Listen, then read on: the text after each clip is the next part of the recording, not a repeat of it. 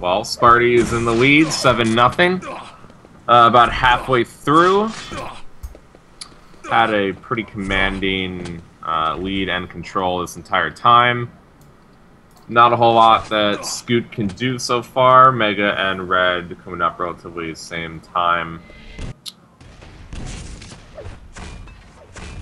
He's not too far behind here, but he's in a bad position. Spartie with the aerial advantage. He's going to drop down on this red armor and sort of muscle Scoot off. So Scoot's going to have to run for some time again. Spartie's just waiting for him, and that's just a very well calculated bail. Scoot's going to have to be on the back foot for a really long time. I don't even think he's going to be able to survive it, this next encounter in the Mega Health room. Spartie making the jump over for the Mega Health, and he will be able to collect it. So, yep, Scoot's on the run for now. Yeah, it's not a whole lot Scoot can do.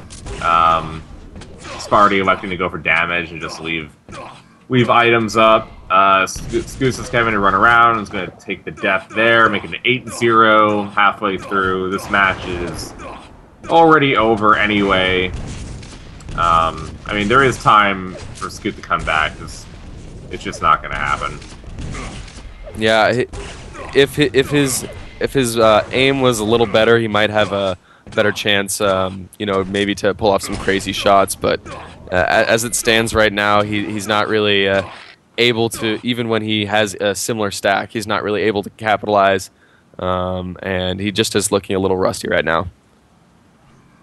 This is only the first map in the best of 3. Not sure whose map choice this is. My guess is going to be Spartie, as he has become accustomed to Furious Heights. Starting from last year's QuakeCon, moving on through the different events that have been going on. So 10-0 lead for Spartie now.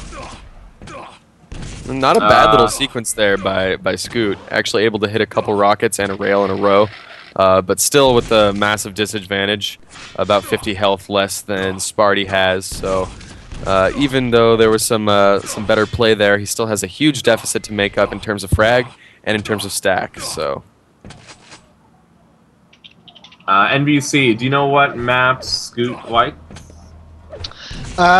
He was good at DM6, but I'm going to guess there's no DM6 in this tournament if they're using the new maps.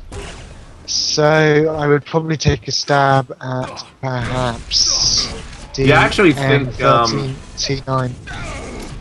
That's going to be pretty important in this whole tournament. The map list is the exact same as it was for QuakeCon. So those players who didn't get a whole lot of practice on Battleforge really haven't had any more time to practice Battleforge. So we'll see what kind of map that brings into play. And no T9, no DM6. I still think that hurts Dehang. It seemingly, maybe it hurt Rafa a little bit. He didn't do too well at QuakeCon. I asked him what happened, but he didn't give me any response, so I still don't know what happened to him over at QuakeCon. Pretty quiet. Rafa, the reigning world champion for about the last 2 years now. He's been winning almost every major tournament with the exception of a few. So it was a shock to see him not come in third, second, or first place at QuakeCon 2010. At least he was able to pocket some cash with his team, CTF team, Quad Gaming, getting third place in the CTF tournament. But yeah, Rafa, I really think this tournament is a proving grounds for him. If he can come back and show the world that he is the champion that he has been for the last 2 years, that'll be really great for his reputation. As you know, he's looking a little bit more fragile now that Sturmy has been able to take him down this QuakeCon. Yeah, I mean, that was the second time Sturmy's actually beaten him. You mentioned in an interview with Too Good that if anyone was going to beat him, it would be Sturmy. Not because he's particularly better than him, but just the game style that Sturmy plays. These sort of relentless moments, kind of like strengths, but not at the same time.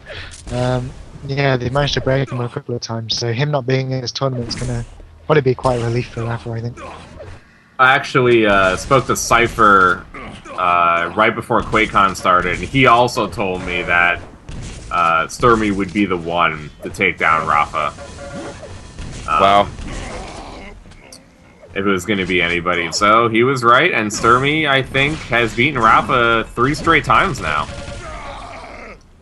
He won in the group stage the past 2, and then he won in the bracket now. So I don't think Rafa's had even a 2-game losing streak versus anybody, let alone 3.